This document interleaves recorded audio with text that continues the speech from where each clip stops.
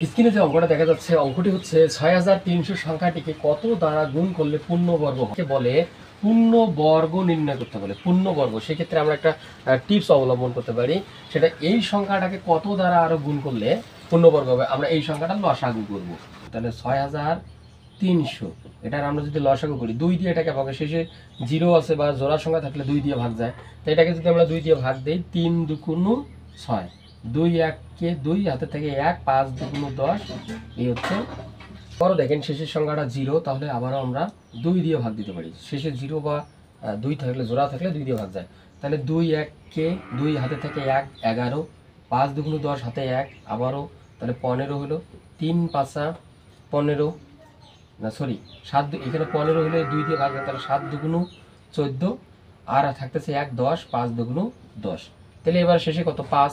এবার আমরা ৩ দিয়ে ভাগ দিতে পারি। ৩ দিয়ে দিলে ৩ ৫ ১৫ আর ৭, ৩ দুগুণ ৬, তাহলে ১ ১৫, ৩ ৫ ১৫। আবারও ৩ দিয়ে যায়, যদি ৩ দিয়ে দিই, ৩ এককে ৩ ২, ৩ ৭ ২১, থাকতেছে ১৫, ৩ ৫ ১৫। এবার আমরা ৫ দিয়ে দেব। যদি ৫ দিয়ে দিই, ৩ ৫ ১৫, ১৬ ১৭, ২ ২৫, থাকতেছে ৫ ৫ ২৫। এবার ২ দিয়ে দেয়, সরি ৫ দিয়ে আবারও দেই। ৫ দিয়ে দিলে কি হবে? ৫ ৭ ৩৫। তো দেখেন এখানে এটারও জোড়া আছে, এটারও জোড়া, এটাও জোড়া জোড়া আছে, কিন্তু কেবলমাত্র ৭ জোড়াবিহীন, মানে আমাদের ৭ নেই। তাহলে আমরা আর একটা ৭ দ্বারা গুণ করলে সংখ্যাটাকে পূর্ণবর্গ পাবো। তাহলে সেক্ষেত্রে আমাদের অ্যান্সার হবে ৭।